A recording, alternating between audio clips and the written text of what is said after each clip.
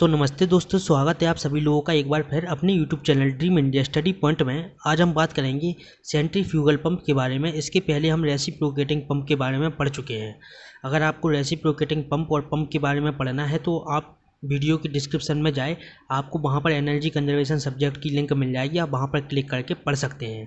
हमारे चैनल पर आपको सबसे आसान नोट्स दिए जाते हैं और आपका जो कोर्स है वो आपके पेपर से पहले पूरी तरह से कंप्लीट करा दिया जाएगा और रिवीजन भी करा दिया जाएगा। तो चलिए आज हम समझते हैं सेंट्रीफ्यूगल पंप क्या होता है। देखिए, सबसे पहले इसकी संरचना देखते हैं। तो देखिए, ये है आपकी इसकी संरचना, ये है आपकी केसिंग, ये आपकी आई है, ठीक। ये है आपका डिलीवरी पाइप, ये है आपका suction pipe, SUCTION PIP pipe, ठीक है। ये आपका नीचे पानी भरा हुआ है, द्रव भरा हुआ है, ठीक। इसके बाद आपका यहाँ पर लगा हुआ है इम्पेलर। इसके बाद हम इसकी वर्किंग को देख लेते हैं। देखिए, आपकी इसकी वर्किंग को देखें तो सेंट्रीफ्यूगल पंप की क्रिया सेंट्रीफ्यूगल फोर्स पर निर्भर करती है। जो आपका सेंट्रीफ्यूगल पंप होता है, इसकी क्रिया आपकी सेंट्रीफ्यूगल फोर्स पर निर्भर करती है।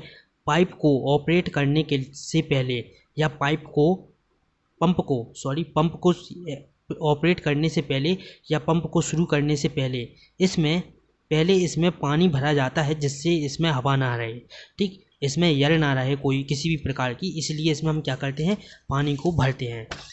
इसके बाद देखिए इसका स्थापित चित्र आप समझ सकते हैं। देखिए, यहाँ पर आपकी एक मोटर लगी होती है, ठीक।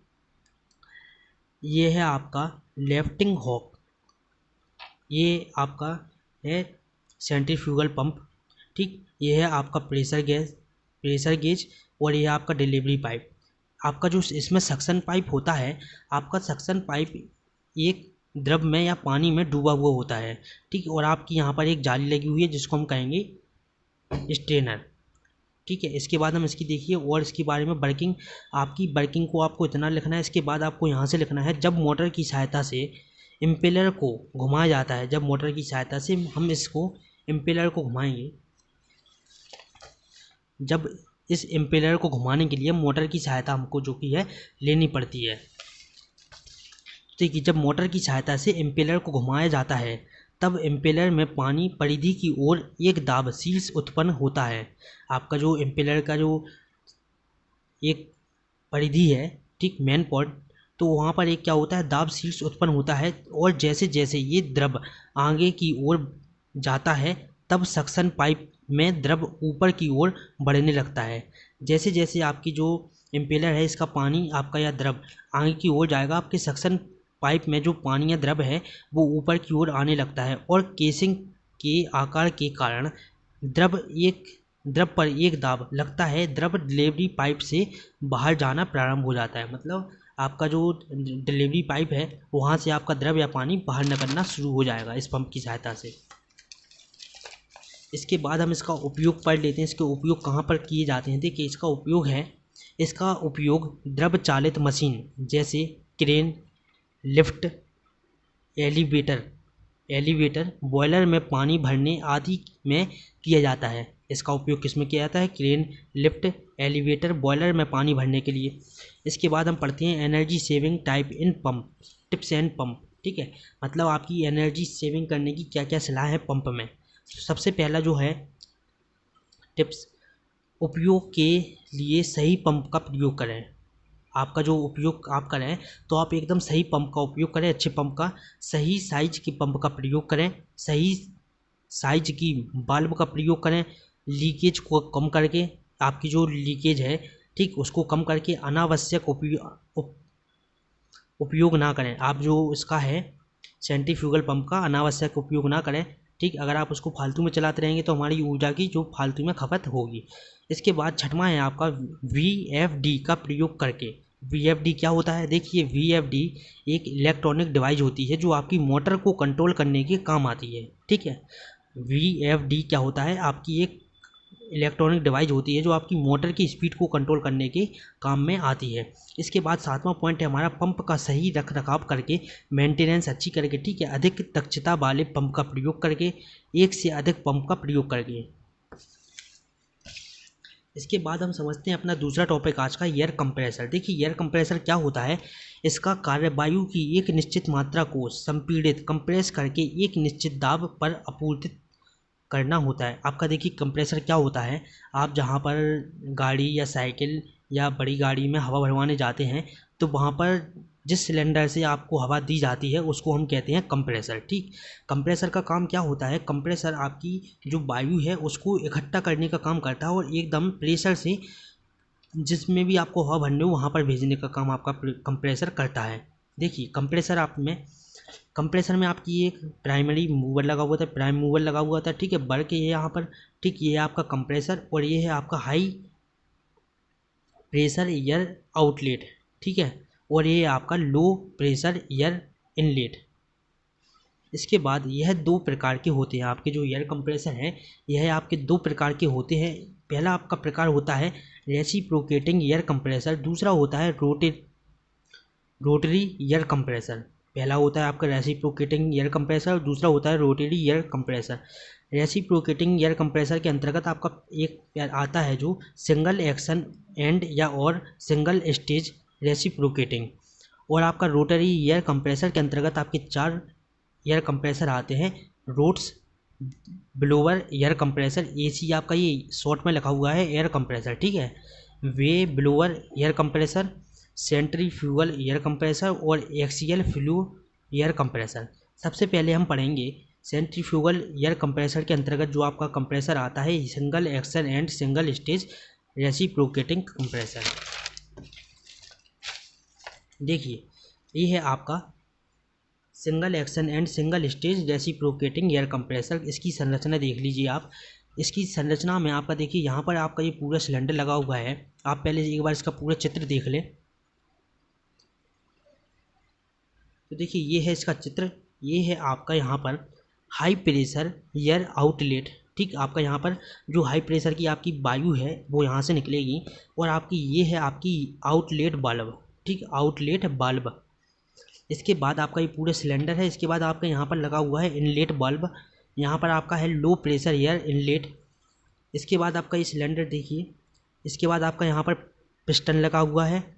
ये आपका एक लगा हुआ है कनेक्टिंग रॉड क्रैंक शाफ्ट की सहायता से, ठीक, क्रैंक शाफ्ट की सहायता से आपका क्या लगा हुआ है, कनेक्टिंग रॉड लगा हुआ है। देखिए इसके बारे में हम जान लेते हैं। पिस्टन को पश्चाग्र गति एक प्राइम मूवर द्वारा प्राप्त होती है। आपकी जो इसमें पिस्टन लगी हुई होती है उसको गति हम कहने पश्चाग्र गति, ठीक, पिस्टन को पश्चाग्र गति एक प्राइम मूवर द्वारा प्राप्त होती है। इसमें भी मतलब एक प्राइम मूवर आपका लगा हुआ होता है। जब पिस्टन नीचे की ओर गति करता है तो लो प्रेशर एयर सिलेंडर में प्रवेश करती है। मतलब जब आपका जो पिस्टन है वो नीचे की ओर जाएगा तो आपका लो प्रेशर एयर सिलेंडर में प्रवेश करती है। लो प्रेशर एयर आपकी जो सिलेंडर में प्रवेश कर जाएगी।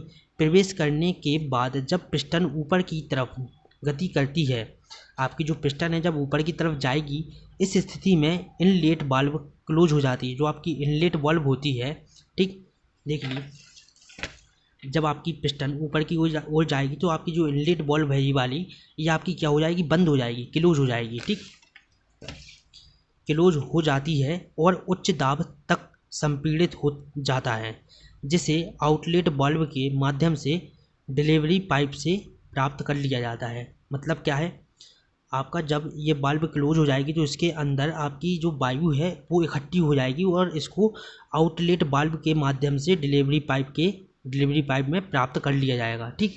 इसका उपयोग कहाँ होता है, एयर ड्रायर में, ठीक। दूसरा होता है आपका ट्रांसफार्मर की मरम्मत करने में। आपका जो single action and single stage reciprocating air compressor होता है, इसका प्रयोग कहाँ पर होता है, एयर ड्रायर में और ट्रांसफार्मर की मरम्मत करने में इसका प्रयोग हम करते हैं, ठीक। हमने इसके बारे में पढ़ा। हम पढ़ेंगे यहाँ पर रोटरी एयर कंप्रेसर। सबसे पहले हम पढ़ेंगे रोट्स ब्लोअर एयर कंप्रेसर के बारे में। तो देखिए ये है आपका रोट्स ब्लोअर एयर कंप्रेसर। देखिए ये रहा इसका चित्र। ये है यहाँ पर आपका क्या होता है, हाई प्रेशर एरिया है आपका इतना, ठीक। ये है आपका इतना लो प्रेशर एरिया। ये आपकी दो लूप्स लगी हुई हैं, ठीक, लूप्स लगी हुई हैं। ये आपकी है केसिंग। यहाँ पर आपका है हाई प्रेशर एयर आउटलेट, ठीक। यहाँ से हाई प्रेशर की आपकी वायु जो की निकलती है। यहाँ पर है आपकी लो प्रेशर एयर इनलेट। इस प्रकार के एयर कंप्रेसर में दो लूप्स लगे होते हैं, जैसा कि आप देख रहे हैं, दो लूप्स आपके लगे हुए हैं। इस प्रकार के एयर कंप्रेसर में दो लूप्स लगे होते हैं जो एक दूसरे के विपरीत दिशा में घूमते हैं। ये दोनों जो कि हैं एक दूसरे के विपरीत दिशा में घूमते हैं, ठीक है। इसमें वायु का सक्शन वायुमंडल से किया जाता है। वायु का सक्शन का मतलब होता है लिया जाता है। वायु को या हवा को हम कहाँ से लेते हैं, वायुमंडल से। इसमें हम हवा को लेते हैं। लूप्स को प्राइम मूवर द्वारा घुमाया जाता है। जो आपके लूप्स हैं इसको हम प्राइम मूवर द्वारा घुमाते हैं जब, जिससे वायु कंप्रेस की केसिंग में उच्च दाब पर जमा हो जाती है। जो आपकी वायु है वो आपकी केसिंग में उच्च दाब पर जमा हो जाएगी। देखिए आपके ये जो लूप्स हैं इसको हम जब प्राइम मूवर द्वारा घुमाएंगे तो आपकी जो वायु है वो सक्शन ने आपकी जो वायुमंडल से लेगी, आपकी हवा बाहर से आएगी और इस केसिंग में आपकी वायु जो कि है वो इकट्ठी हो जाएगी, ठीक है।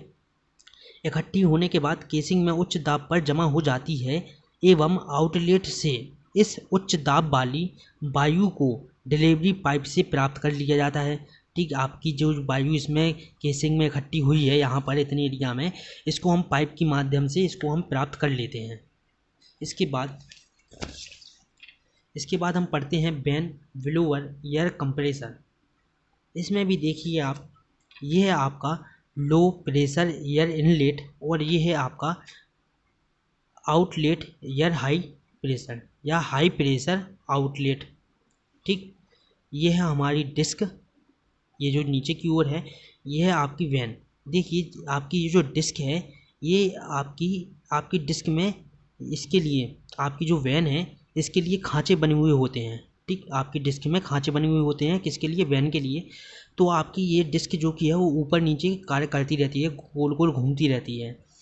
देखिए इस प्रकार के कंप्रेसर में डिस्क होती है जिसमें बाल्ब स्लॉट कटे हुए होते हैं, मतलब बाल्ब के हैं जो आपके वैन स्लॉट कटे हुए होते हैं। आपकी जो वैन है इसके लिए आपके स्लॉट जो कि है वो कटे हुए होते हैं।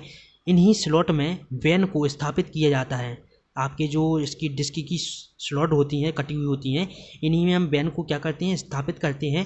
वैन मूवेबल होती हैं आपकी, मतलब जो वैन होती हैं ये मूवेबल होती हैं, आपकी किसी भी दिशा में मुड़ सकती हैं, ठीक है, गति करती रहती हैं। मतलब जब वायुमंडल से वायु प्रवेश करती है आपकी, जब यहाँ पर कहाँ गया, लो प्रेशर एयर इनलेट, यहाँ से जब आपकी वायु प्रवेश इसमें करती है एवं प्राइम मूवर द्वारा डिस्क को घुमाया जाता है। आपकी जो डिस्क है ये, इसको हम प्राइम मूवर द्वारा घुमाते हैं, ठीक है।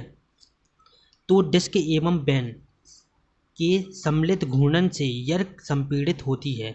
मतलब आपकी जब हम इसको प्राइम मूवर से घुमाते हैं तो आपकी जो वैन ब्लोअर एयर कंप्रेसर है इसमें आपकी वायु क्या हो जाती है, इकट्ठी हो जाती है, संपीड़ित हो जाती है एवं उच्च दाब पर वायु आउटलेट से प्राप्त होती है। आपकी मतलब उच्च दाब पर, हाई प्रेशर पर आपकी वायु जो की है प्राप्त होती है।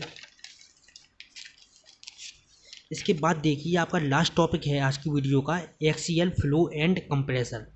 एक्सियल फ्लो एंड कंप्रेसर क्या होता है, देखिए लो प्रेशर, आपका इसका चित्र है, आपका यहाँ पर आएगी लो प्रेशर एयर इनपुट यहाँ से, ठीक। आपके यहाँ से निकलेगी हाई प्रेशर एयर आउटलेट।